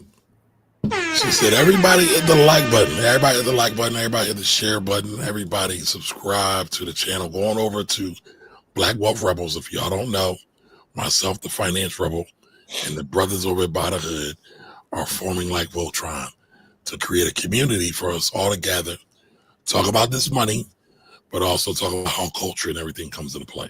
Because it's a major disjustice to us when we talk about money, but we don't talk about culture and how things have impacted us differently than everybody else. But that's what we don't. That's what we on, y'all. Now, I didn't forget about the BOI question. I got to go back up to find that. All right, so shout out to Crystal. Hey, what's up, Crystal? People seem to find it, believe two things can be true at the same time. You find it hard to believe. Oh, thank you, Corey. Yes, the people do, but that's because a lot of people are linear thinkers, and meaning they can only do 1 + 1 = 2. Let's not even talk about exponential growth or thought. So that can be rough on a lot of folks. All right, so Thunder's got a question. All right, and so after this, I want to get to a couple other things and then we'll get moving, y'all. If there was a number to call and have Black people removed and they get paid $1,000 for doing so, would they do it? Absolutely. I'm almost inclined to believe so, judging by past performance. I don't think so, honestly. $1,000? I don't think that's enough. No. And listen, we've had the back to Africa. For militias to get us up out of here. Yo, you don't know nothing about white people if you don't think they would do that. If they're doing that with my all right, but wait a minute. Let me reread the question, and maybe I got it wrong. I thought he was saying Black people. Maybe I'm having a problem comprehending today, y'all. He's talking about what they got going on. Right. I got it. The phone line for $1,000 to round up the migrants. And he was saying if they did that same thing with Black people, would white people do it? Absolutely they would. Okay. Well, let me read it one more time so everybody will be clear. If there was a number to call and have Black people removed and they get paid $1,000 for doing so, would they do it? I'm almost inclined to believe so, judging by past performance. So yes, I would agree. I had to reread it. Absolutely. I had to reread it. All right, so I wanted to go over this. Well, me and Corey both wanted to go over this. There was a video floating around talking about the good brother, Dr. Umar. And before we get to that, I got to do this for Jimmy. I got to do this for Black Jimmy. queens forever, snow bunnies never. I said black queens forever, snow bunnies never. I said black queens forever, snow bunnies never. And that kind of goes to how I feel about the matriarchy versus patriarchal thing. But, you know, where did Corey go? Oh, there he is. Right here, bro. No, I'm getting a little rusty. So before we go on to this next thing, somebody wants to slap Dr. Umar. And it's kind of funny to me, but it's kind of weird to me all at the same time. But I want to get y'all thoughts about this. I would never tear a black man down, right? Even though I've said Dr. Umar Johnson is full of shit. Now, I want y'all to listen to people. I listen to people very intently, right? So I'm going to start this over. He starts with what? I would never tear a black man down, right? Even though I've said Dr. Umar Johnson is full of shit. I don't like 19 Keys, right? These guys are funny, right? Oh, that's interesting. I guess that first statement is out the window. Because I really do like 19. Listen, what I'm saying, 19 right? Keys, his views are his own. If we're saying that we're leaders, Dr. Umar Johnson told me $5,000 for an Instagram live. Yo, if he'd have said it to me in person, I probably would slap the shit out of him. So these dudes be suckers. I met 19 Keys. He was a sucker. You had sucker energy. With you being in New York, and I know my manager reaching out to you for months, then you curving me, but I'm trying to have a conversation with you. Not because I need any of your fucking clout. I don't care about your clout. You know, I don't care about the fake gold water. I do think that this is a big problem with our community as men and as black people, what you're doing right now. I want to make space for men to be imperfect, to half step, and it not be a whole like a diminishment of their brand. I believe we got to make space for our brothers to get shit wrong. Even the preachers. Listen, I got to give them benefit of the doubt. It's certain things I can't excuse, but certain things I gotta give you rope, because at the end of the day, we need as many strong black men as we can, and some of them not gonna get it right based upon their condition and the way they came up. What do you think about that, Corey? First of all, it's hard to watch, boy. He got a man bun. He got locks, man. It's just weird up here. Like it feel like that's the first thing. It was I was distracted, but not distracted enough that I didn't hear what he had to say. Okay. Stop feeding his dogs in the middle of the evening. But anyway, it makes me the young guy's energy, the one with the hat on, that used to be my energy.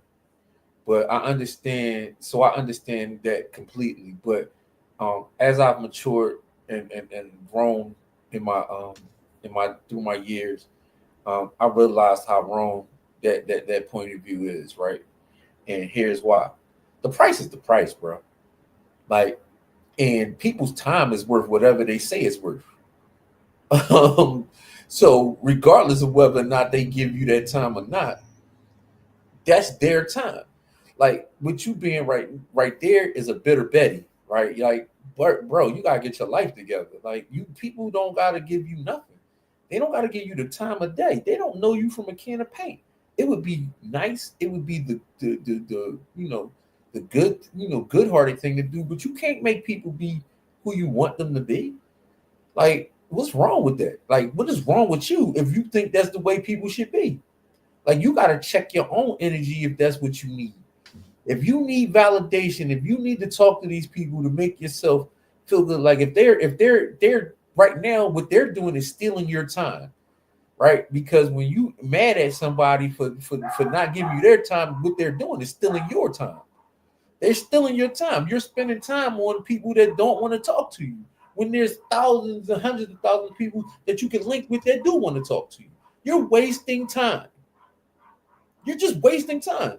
So that young brother need to get it together and not waste his time on people that don't want to talk to him. That's just my thought pattern on that.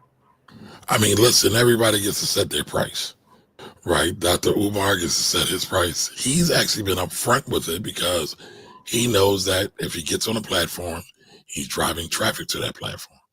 And so, I mean, that's his right to do that, to state that. You know, you don't necessarily have to like it.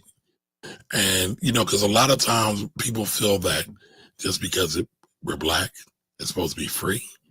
And I think that's a very dangerous thing a lot of times. So I listen, I get his frustration. You know, I don't think nobody should be enacting violence against nobody, especially nobody black. But I get his frustration because here it is. You got Dr. Umar. He's for the community. He speaks about black issues. But we think he's just supposed to come out. I don't know. Everybody's time is worth something. Everybody's time is worth something. But let's get back to this chat real quick. All right. Okay, so I think that was in response to how I pronounce your name. All right, I got it. TC says tariffs are used directly to keep minorities poor. It's deeper than that, but it does have a very bad impact on black folks. All right, Cloud with TJ. I disagree with that, bro. So you disagree with me? You disagree with Corey? Tell us what you disagree I think with. he was disagreeing with the previous statement you just said. Well, which one? I said a lot. No, the one right above it. Oh, wait a minute. The one about the tariffs. Oh, okay. Listen, y'all, I get linear. I was just talking about linear. I get linear when I read these comments, y'all, so bear with me. Thank you, Elijah. Everybody go check out the Side Hustle Society by my man Elijah. He's over there doing a lot of things. Thank you, sir, for the super chats. I think we broke a record today for super chats, y'all. Appreciate y'all. Anthony, thank you, sir. It's okay to disagree, but not destroy. Yes. Listen, me and Corey been disagreeing for a long time, and I told you how him and Jimmy be rolling on me, figuratively speaking. But you can't get me on no platform to talk bad about Kamari. You couldn't pay me enough. Like, there's not a number in this world where you could say, get on this platform and talk about Kamari in a demeaning, diminishing way, and I would do it. And let's be clear, y'all. We got jokes, but they all in love, right? Yeah. It's like I would never say anything crazy about Jimmy, Corey, or any black man. And I've been done wrong by a lot of y'all's most favorite social media influencers, right? And Corey will tell you I talk about these jokers all the time behind the scenes. I won't say it publicly though. I won't say it publicly because I feel that's selfish on my part. I think that's ego on my part. And that's not something for human consumption. I think one of the things we do, we get it wrong. We talk a little too much in the public. And let's not be confused. I know I'm talking publicly now. I think we got 40, 45 people on right now. We had up to 60 people on earlier. But let's be clear. I'm talking to y'all, not anybody else. So it might get live streamed out somewhere else. That's cool. But I'm never going to talk disparagingly about another black person publicly. Well, you know what? I take that back. There's maybe one or two people I will talk bad about because I feel they are enemies to black people. They are white people looking like they're black and they're enemies to black people. But other than that, I will not do it on my channel. I mean, there's a lot of people I think are enemies of black people, but that's my opinion. And so instead of me just saying what I think is my opinion, I'll let their actions speak for it. Like, I'll talk about the actions of black people, you know what I mean? But I won't talk about them specifically. Like, I'm not going to say, you know, X, Y, and Z about them. I'll talk about the actions of black people and how they affect other black people. And, you know what I mean? Like, and how they make us look and all of that kind of stuff. But as far as, like, tearing them down, like, I don't agree with Umar a lot. But I also do agree with him a lot. But you never heard me tear down Umar. Right. I don't like none of them dudes. I don't like 19 Keys. I don't like any of them dudes. I think they all full of shit. But I do. I think they all. Now you tear them down, Corey. You going back on what you said. This is not tearing them down.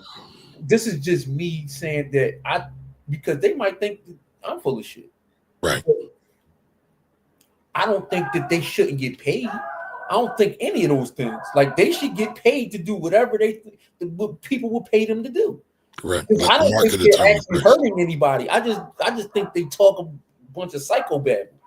You know what I mean? Like they're not hurting anyone because if people want to hear that from them, you know what I mean? Right. Like if that's what people want to hear, then pay them to do. Like pay me. All right. So Marquia says, yeah, it irritates me that people expect black people to work for free because we're black. I'm gonna read that again because this happens a lot, y'all. Yeah, it irritates me that people expect black people to work for free because we're black. Please don't do that, y'all. Gotta give Marquia the horns. It's crazy. Reagan says Umar does interviews for money. Why should he give old boy a discount? I agree with that. I agree with that 1,000%. All right. In my opinion, I believe that we should have the ideology of start at home, build it up, then reach out to help. I'm cool with that. I don't have a problem with that. Okay, so Anthony says, I agree.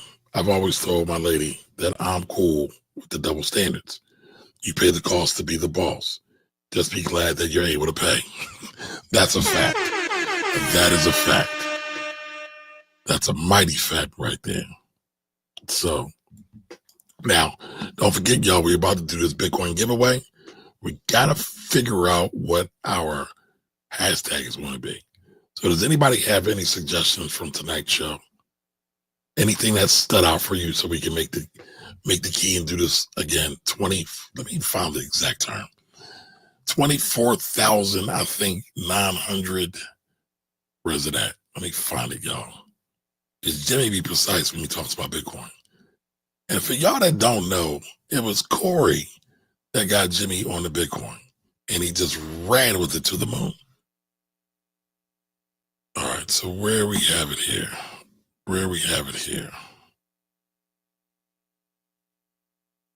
All right, so 24,788. So there's 24,788 sats in this Bitcoin giveaway, this $25 Bitcoin giveaway.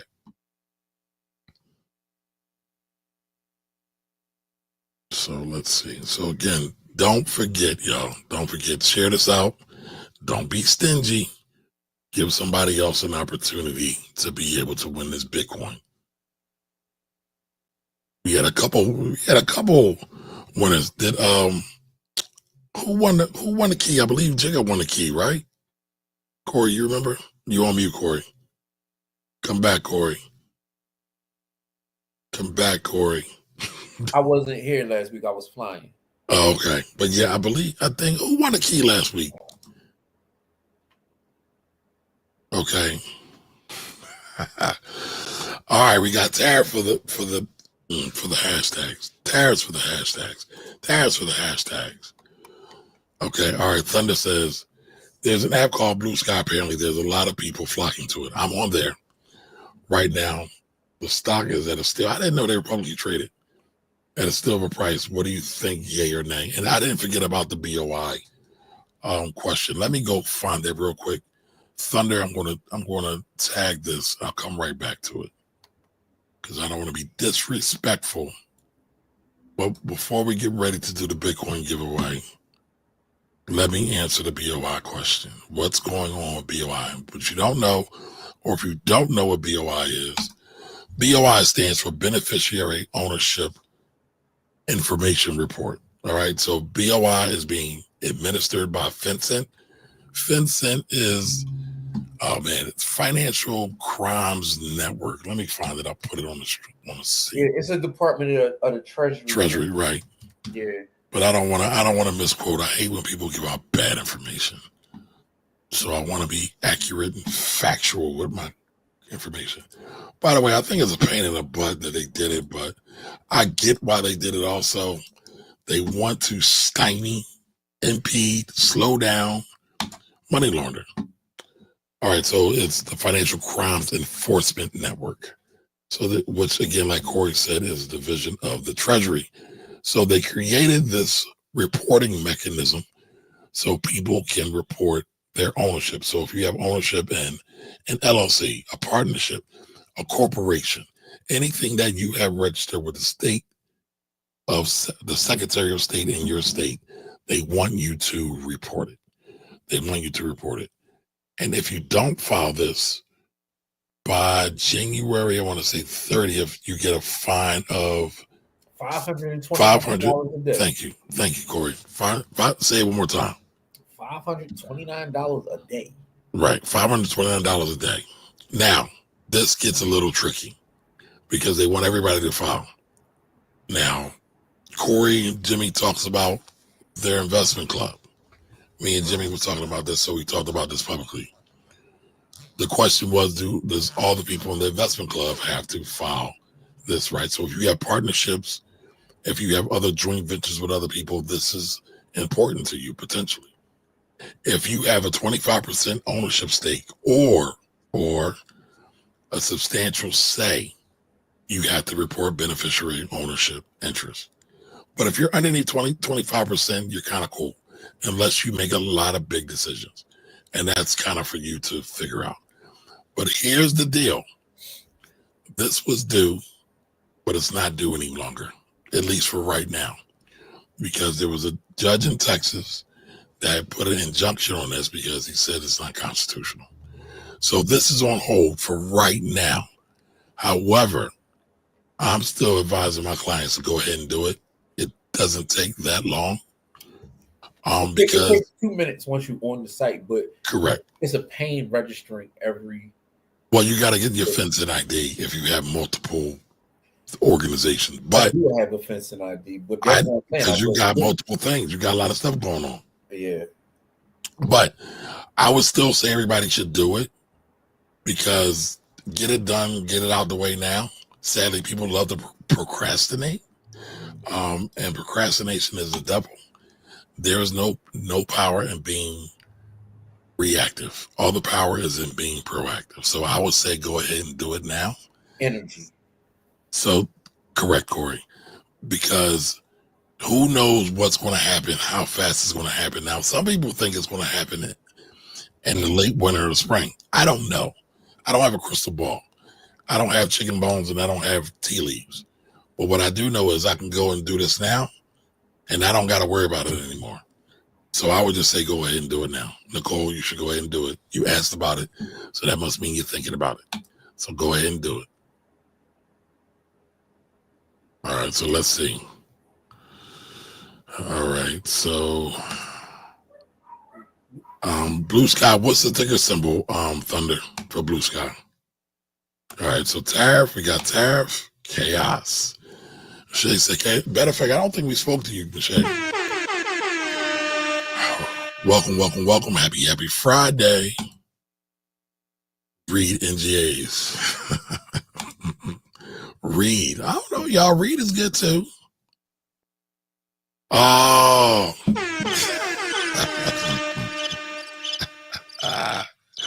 Black queens forever, snow bunnies never. I said black queens forever, snow bunnies never. I said black queens forever, snow bunnies never.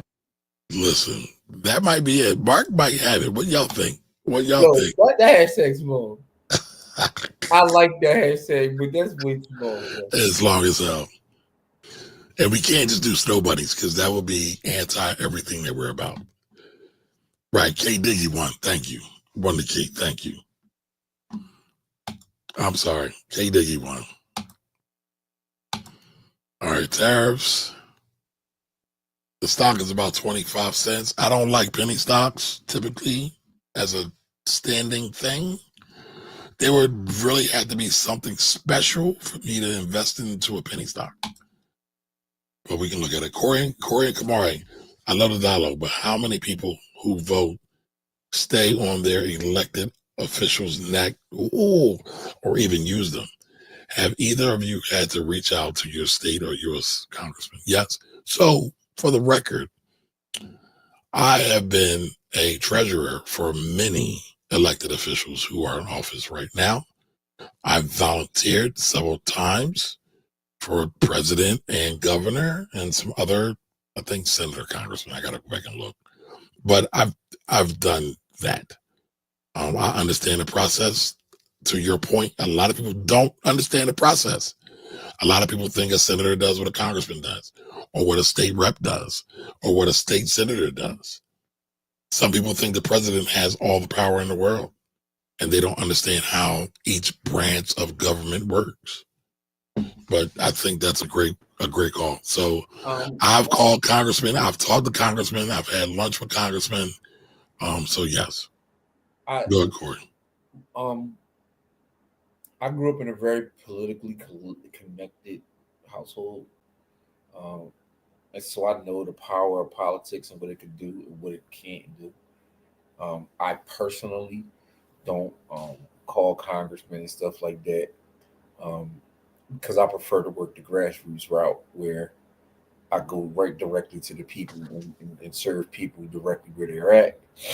Because I'm gonna keep it 1,000. I think they all trash, and not because they come in that way, but because the system makes them that way. And it's not again. This is not a personal attack on them as humans. I think they're all trash as far as what their job entails and how they have to do it. So, of course, there's people. There's a place for people to do that. I just don't think it's my place. I'm an educator, and I get in the streets and I do my thing. So, Corey, I think that's like beautiful, right? Because everything ain't for everybody, and everybody can't do everything. And a lot of times we judge people on what they're doing, but we don't even realize the impact that they may have, and we don't realize the impact we ourselves can have just by directing our energy into what really motivates and drives us. So I love that you said that. Yeah, everything for everybody. All right, so Nicole says you were supposed to do mine last year, but okay, I'll do it. No problem. Even though technically I'm not supposed to do it, but I got you. Wink, wink. Right, I don't want to get in trouble with nobody. Shout out to Texas. All right, good man. Yeah, just do it. It's stupid. The fact that they do it, a lot of stuff they should be doing on the front end with this BOI thing, but I get it. They're trying to allegedly stymie money fraud, especially overseas, because a lot of people don't realize this. There are a lot of havens for, what do they call them, dummy corporations. The biggest ones are here in the United States. Everybody talks about the Cayman Islands and the Maldives and all those. The biggest ones are here in the States. And so one of the ways to try to combat against that, allegedly, is to start getting people to report who they are, if not pay them, find them. Because, you know, the people who always get hurt are the ones who ain't doing nothing. But somehow the ones who are smart enough to do the crimes anyway are the ones who are able to slip through. And don't misconfuse what I'm saying either, because there's a lot of dumb criminals out here too, y'all. All right. Mrs. Phoenix 91 says, hashtag 100K rally. By the way, shout out to everybody who's holding on them coins and them stats, because Bitcoin did hit 100K. It pulled back a little bit. Last time I looked, it was a little over 99,000. So it was still right there. Still right there. The marathon still continues. All right. Anthony says, snow bunnies never. All right, I like that. Still long, though. Still long as hell, but it's hilarious. All right, I think I may have the company confused. BTCWF. And that's for, what's the name of the company again? You know the name of the company, Corey? Sky something. Blue Sky? Blue Sky, yeah. Is it? Yeah, whatever it is. I don't know. I ain't invested enough in this a quarter. I'm just not doing it. Why? Tell them why. Because that means they don't have enough volume to push their price, which means I'm more likely to lose my quarter than I am to make money from it. Like, volume pushes the market, and we keep talking about how if it's a penny stock, it probably doesn't have enough volume to push it to be more than a penny. Pretty much. Like, so I'm good on it. All right, so here's the other thing, right? When we're dealing with these penny stocks are ripe for manipulation because of what Corey said. They don't have enough volume. So somebody can go in and put $500 on them, and you'll see a spike. Then they'll sell it, and then it goes down to below whatever the price is. Why? Because it was thin. These markets are, again, it's based on volume, right? They see a little volume, it's like, oh, it's about to get cracking. But no, it's really not. Yeah. If you ever look up 50 cent, do me a favor, y'all. If you want to see an illustration of this, Google 50 cent penny stock. 50 cent penny stock. He had a penny stock. He was promoting it. He pumped it up, and then it fell right back down. So you got to be really careful with these investments, with these trades, with your money in general. But you asked, so I'll put it up. All right, come on. We gotta move this along because it's coming up on my bedtime, bro. I'm old. Hey man, you wanted to talk. You had the raps. I had the raps. So all right. So here we see this big jump. It's trading right now at 37 cents, right? On November 11th, it went from 3 cents to 37 cents. Is that good? Maybe, maybe not. I'm not excited about it. All it is volume coming into it. And it's all speculation. That's all it is. Listen, it might turn out to be a $5,000 stock, and I could be completely wrong. But I'm going to catch it at a price where the volume is steadier. And by the way, everything under $5 is a penny stock. So let me get it at 5. Yeah. Don't be greedy, y'all. Don't be greedy. If you make it to $5, I'm gonna congratulate you on holding it from the time on when it's recorded. Listen, man, congratulations, because that's a great hold. You know what I mean? It could be. It could be. If you can hold it, you see what I'm saying? All right, so shout out to Marquise. She said she did. She reached out. I filed a congressional on my husband's military unit, and Kwaisi and Fume.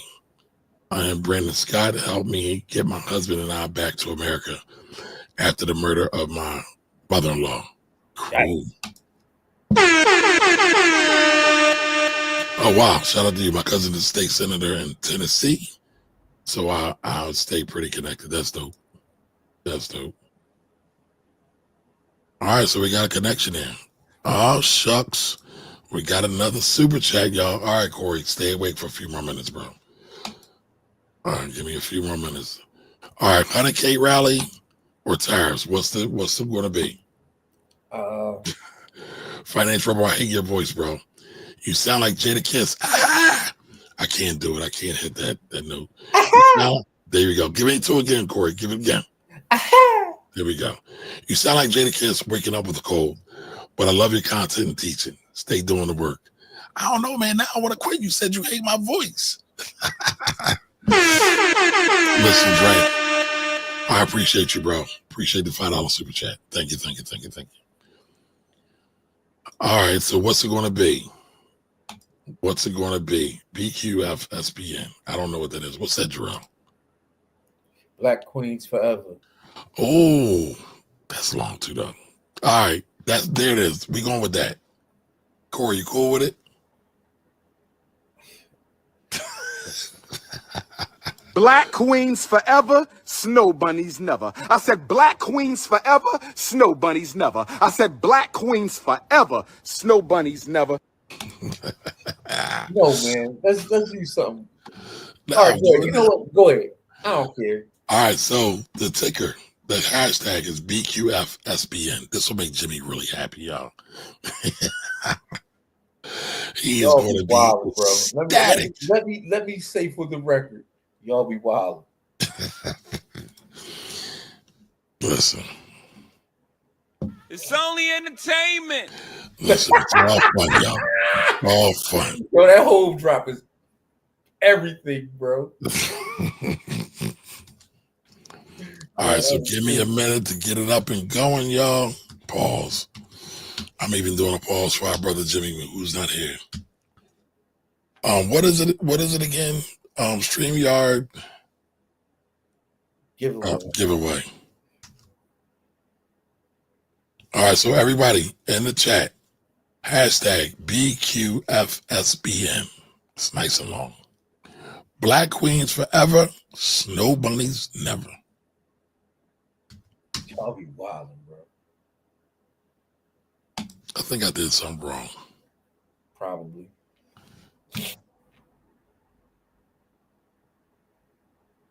It wasn't connected last time. We had to use the wheel of names. Well, I got it after that.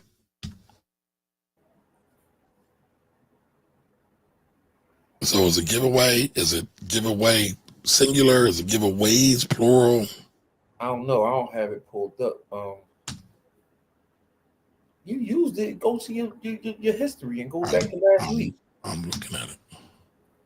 Go to what was it? The 31st. So this is that's a big The ass. 31st. That's a big ass, brother. All right, and this is what I'm getting. So we're going to have to make a switcheroo. All right, so bear with us a moment, y'all. We're going to get y'all these stats real quick. Come on, Listen, I put it. I love you, bro, but man. Listen, what do you want me to do? What do you want me to do? What do you want from me? What do you want from me? All right, so that didn't come out. So, all right, the wheel of names, right? Yeah, wheel of names, man. That's more work, too. It's way more work, but it is what it is. Yep, correct. This Bitcoin got to hit the streets, bro. We got to get it popping.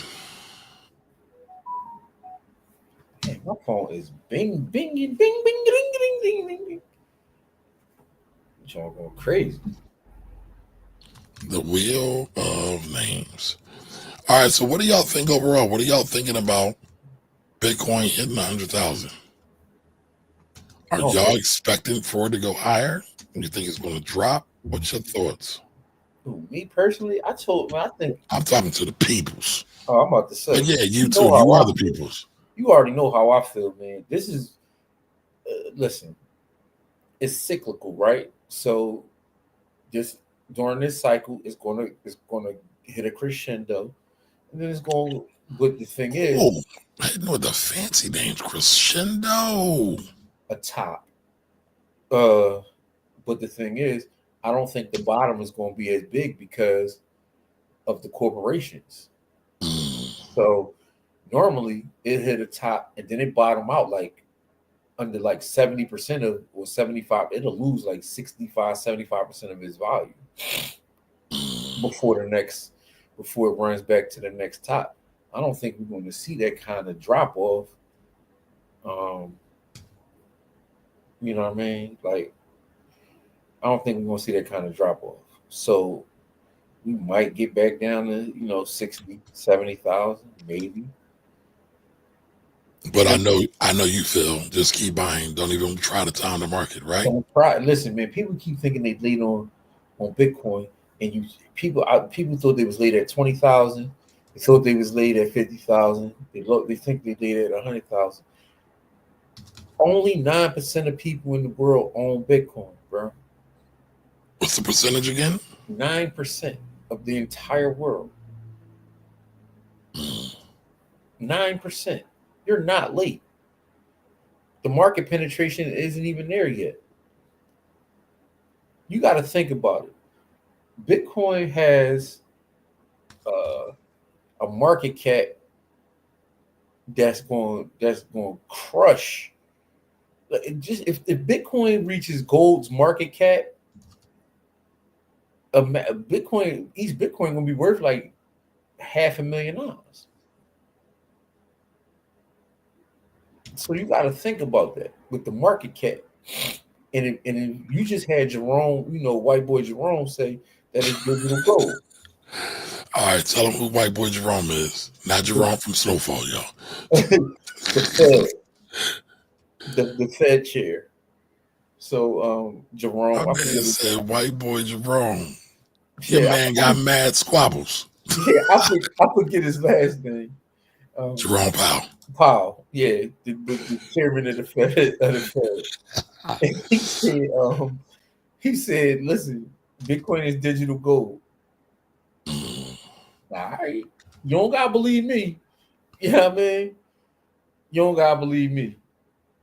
But Jerome Powell just told you what they think. And Jerome Powell got control of the money supply. So that's all you need to know. Like, if you don't believe me, believe him. Oh man, y'all showing up for this giveaway. Y'all sharing it out. Hey Farida, I don't think I saw you before. Welcome. All right, everybody get this in. All right, let me put this on the screen to make sure I don't miss nobody. I don't want no problems. I don't want no beef. I don't want to squabble. I don't want no squabbles. Mad squabbles. You remember that dude? Of course. I love Snowfall. Actually, Snowfall I had a love-hate thing with Snowfall because it was so real. Talking about Snowfall. I never seen Snowfall. I'm talking about rapper. Which rapper? Mad Squabbles. No, I don't know who you're talking about now. It was a rapper named Mad Squabbles. Let's see. Oh, Dr. Chaz is getting in the chat.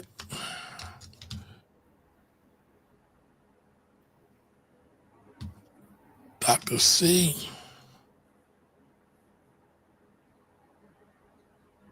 Yo, I'm really like an old geezer, yo. Like, I'm tired. Yo, I'm tired as hell, man. Like, something wrong with me. Nothing wrong. Man, that's life. I've been up since 4:30 a.m. I get up at 4:30 every morning. That's life. And I listen, 4:30, no alarm clock. I don't need an alarm clock. I get up at 4:30 every morning. My body, if I sleep past 7 o'clock, that's a miracle. My body just don't like to sleep past 7 a.m. Corey, you want to speak to this real quick, Thunder? I think with Bitcoin, I missed the boat and looking to XRP, and maybe that will hit next. What do you think about that? I think you playing yourself. Buy Bitcoin and stop playing with that XRP, but that's just me. I don't buy anything else. I used to. I played in the dirty corners of crypto, and I bought literally everything. I might have a bag. We got MST. You talking about what we need to do? I did MST, all that. We got all that stuff, man. If he's talking about MicroStrategy, yeah, I'll tell you this: you're not late on Bitcoin. You can't be late on Bitcoin because it's an appreciating asset because it gets harder to get. You can't be late. All right, so Elijah says, I saw it was going to explode past Trump winning. I think we'll hold steady for the next week, then start to fall since people tend to start pulling it out to pay for Christmas gifts. Excuse me, y'all. I don't think supply and demand, I don't think Christmas gifts will be enough to really make it wane. Only whales in large quantities of selling make the price go down a lot. And whales don't need money for Christmas gifts. Yeah, so that don't have any. Christmas don't really like. It's not owned majority by people anymore. It's owned majority by institutions. Institutions aren't selling out to buy Christmas gifts. So you're talking about a cycle that no longer exists because the people no longer own the majority. Now, Mrs. Fox, what are you talking about 9%? No, I was saying only 9% of people own. Oh, okay. Gotcha. Only 9% of people. No, okay. Jerome Powell's a great name for a brother. Y'all wildin'. All right, Amor, now listen, I'm going to give y'all another minute. Y'all better get them in. Get them while it's good. Welcome also, Amor. I don't think I spoke to you. Excuse my tardiness. Welcome. It's Will popping tonight. All right, come on. I see my name in the box, but not on the wheel. That's kind of impossible. Right, that's what I was thinking. I see it. It's the red one right here. It's in between. It's above Anthony, in between noble purpose. I got you. I got you. I got you. I got you. All right, Chief Element says you guys need to invest in MST. But like Corey said, that's already happening. All right, there are folks that still don't even know what BTC is, Bitcoin. There are people that know what Bitcoin is. Not too late. Right, because, there's still not a whole lot of infrastructure in terms of retail buying things for Bitcoin. As we see more of that adoption take place, things are going to get crazy. Yeah, it's first of all, that infrastructure does exist. I'm talking about in a crazy way. That's all. It does. It exists in a crazy way already. It's just not being used for that, because there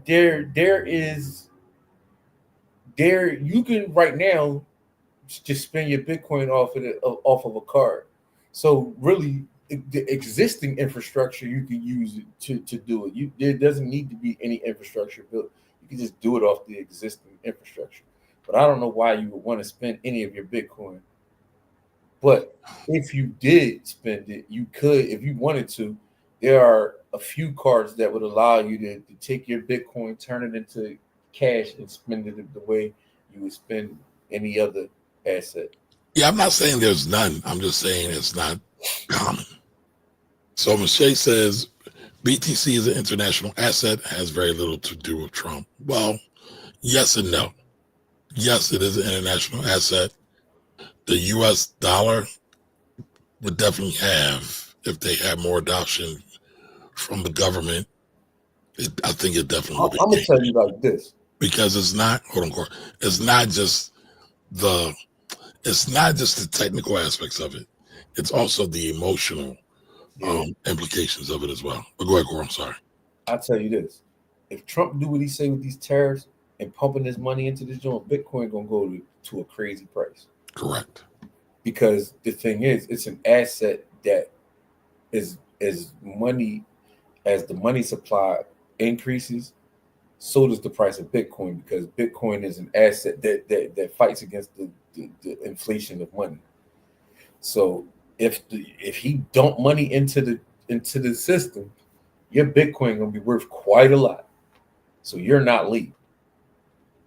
All right, so Chief Element, I don't know what yield max is. Corey might, and I don't know what those is like those yield max them stocks where you get like 10% back on your investments, like the yield, like the QQM Jones like that, where they give you 10% back. Oh, it's ETF. I see what ETFs. I see. You know what? I had not heard of them. And listen, I used to professionally manage ETFs. ETFs are one of my favorite investments. Well, tools. I should say tool. All right. I'm just, I don't get involved in anything where I gotta worry about whether they got the money to return my money. So I'm currently investing a lot different than I used to, because I used to play around with all them joints and I made money doing it, but the time ratio of me watching it to the money I made wasn't working out. So I don't get involved in those no more. So I will look this up. I'm looking at it now. I see. I'm looking at it now, but I need to see how the ETFs are constructed. It looks like they're using some options, and a lot of times when they use options and other stuff, they're using a lot of spreads, and they're using a lot of damn it, what's the word I'm looking for, Corey? A lot of debt, a lot of leverage. Yeah, they use leverage, and it's good when the market is moving good. When it goes down, oh shit! Yeah, it goes down in a crazy bad way. So I know about these yield max joints, and I know they'll change your life. Congratulations to people who invest in them joints and make a lot of money. And I'm not saying don't do it. I'm just saying I'm not going to do it. I'm gonna go ahead and invest and make myself some money the old-fashioned way. I'm gonna just sit there and watch it pile up, because I'm not. Before anybody forgets, It's only entertainment. This show is for entertainment and educational purposes only. These are That's not why I said, investments. This is not investment advice, y'all. Yeah, I ain't investing in. I'm just listen. I'm not going to tell you not to do it. I'm just not going to do it because I don't got the. I'm not going to watch it. You see what I'm saying? Like I don't want to invest in something I got to watch. I'm going to be on my lazy investment game. They are changing people's lifestyles. Hey, listen, and I'm not. Again, they are because I was highly into them Jones. Right after the market turned down, so I got into because that's how I knew what they was. I got into like the Tesla John and and a couple of other Johns. Like it was a health one I got into and all of that, and I got into the microchip John, the 3 times leverage microchip John. I forget. No, it's some SOXL. That's what it was. High leverage, John. So I typically don't like any of the leverage ETFs, but again, for what Corey said, when they're up, they're great, they're lovely, but when the market falls, they tend to fall faster than they rose, and so that can be because the leverage is higher. Correct, but people really don't realize that, and a lot of times people don't read the prospectus to really understand the mechanism of the investment they're using, the tool they're using. Yeah. But all right, y'all, listen, we about to spin that wheel. Elijah, I know you asked the question. This is the wheel of names or wheel of names. So this is our backup. This isn't our primary one. We like to use the one with StreamYard, but it ain't working, man. It ain't working. All right, so y'all ready to go? Yeah, Mike. All right, we got 19 people in. Going once, going twice. I don't see no new entries. We're locked in, and we are spinning.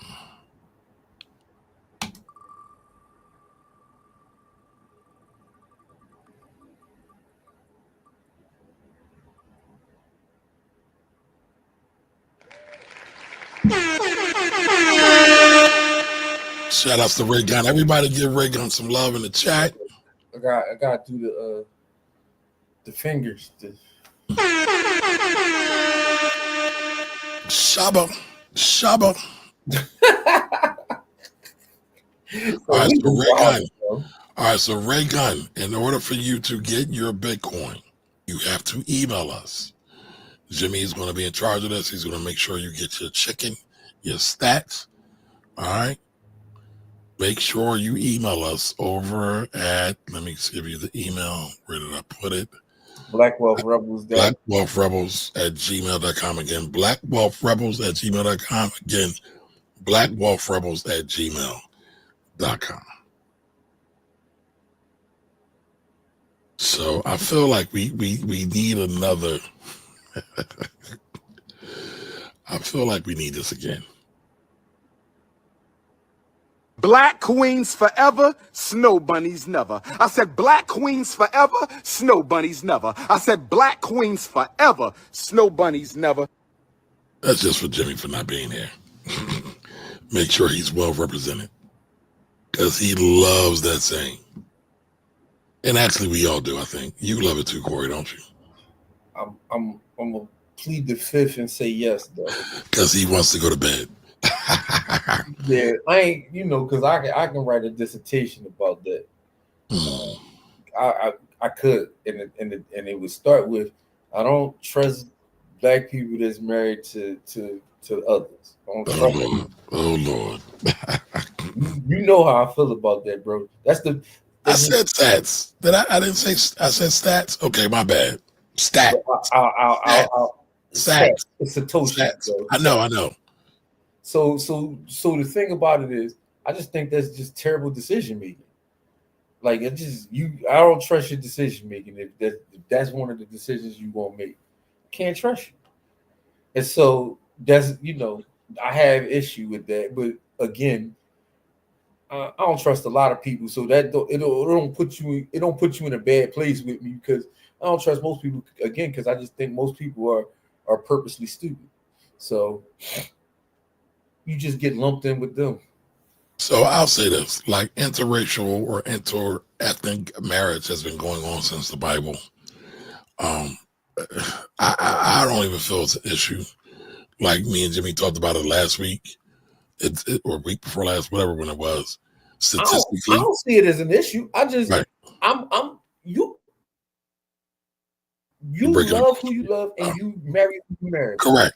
You That's love who not you love and you marry who you marry. That is not the issue that I'm having with. My issue is with your decision making. My issue is with your decision making because again of how I grew up. My grandmother told me that if it go down, they ain't going down with it. And so, hey, thanks, JT. Thank you, sir. Thank you. Appreciate you. With that as the backdrop, you see what I'm saying? With that as the backdrop, there's just no way, you know what I mean? They'd have had fun with not the, never mind. But real quick, I want to also give JT a salute. I want to give Brandon a salute. They all have joined the community over there on Patreon. You all can join the community. Listen, we about to get busy, y'all. Corey said this Sunday can I say it, Corey? You can say whatever you want, bro. This Sunday we are doing our options class. We are bringing it back. Yep. Now we got to figure out how we're going to do it. No, we don't. I'm gonna be on there. No. That's not what I mean. I think we said we're going to do this one public, and some of the other ones not so much. They'll be behind the paywall.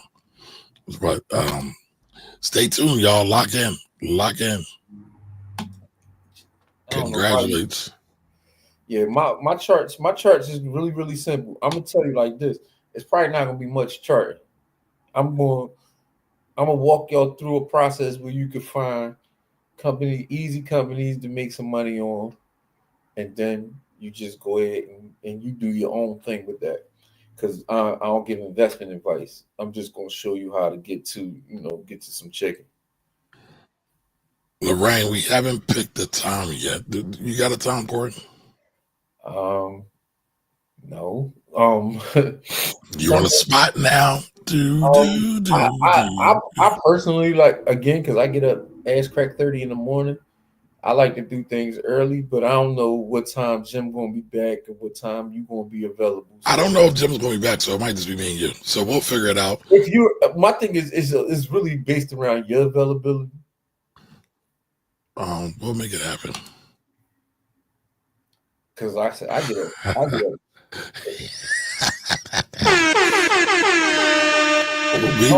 want to say that.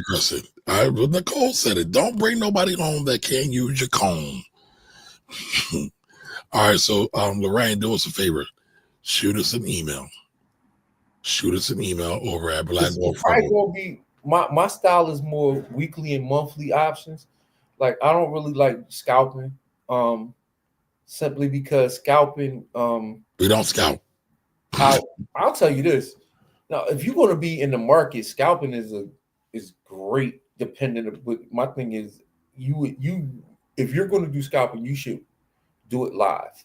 Like those kind of strategies are built for a live action class. I'm not going to do any live action trading. I'm going to keep it a thou wow with y'all, because live action trading means that I can't teach. I'm in the market. Yeah. I can't. I'm not watching the market all day. I put stop losses on my Jones. I put my trade in. I put my winning percentage. I put my stop loss, and then I let it do whatever it does. So, all right. I'm not like most traders. So Lorraine, that's not true, Corey. But again, Lorraine, shoot us an email, blackwolfrebels@gmail.com. Anybody who wants to know the time, shoot us an email. I will send that out Saturday. We'll have it all figured out and we're ready to go. And we'll let you know. Really just got to sit down and see when we go through. It's going to happen though, so stay locked in. Yeah. If you're in the Patreon, you should do that because that's who we're catering to. All right, Lorraine says, I'm fine with whatever style you teaching, by the hood. I love the love. Love the love. Scalping is not a bad strategy. I just don't do it because I don't have time to be sitting watching the market. when I was trading every day, like not teaching and literally trading every day, that's all I would do. I would get on a 5-minute chart, a 3-minute chart, and I would scalp all day. But here's the thing: there is no bad strategies. It's just wrong alignment of said strategy. So Yeah. everybody can't do that because of whatever reason, and that's okay. There's still ways to make money. There's ways to make money in scalping. There's ways to make money in day trading. There's ways to make money in swing trading. There's ways to make money in position trading. You just got to figure out what works for you. Yeah, mine are probably going to be more swings, long-term swings, or like really like 3 months to a year out. Because my thing is 90 days to. I don't think I'm gonna do a trade where you might hold it less than 90 days, but I don't like to do trades without 90 days of time, at least 90 days of time on them, because there's just so much you could do with a trade that has that much time, because you can fix it if you want to. You can put a put with it if you're doing a buy, or a buy if you're doing a put. Like you can add to it, subtract to it. So if you give it time, you can do a lot of things with the trade to the point where you don't have to ever lose money. But if you do those fast trades, you're either going to win or you're going to lose. So, you know what I mean? There we have it, folks.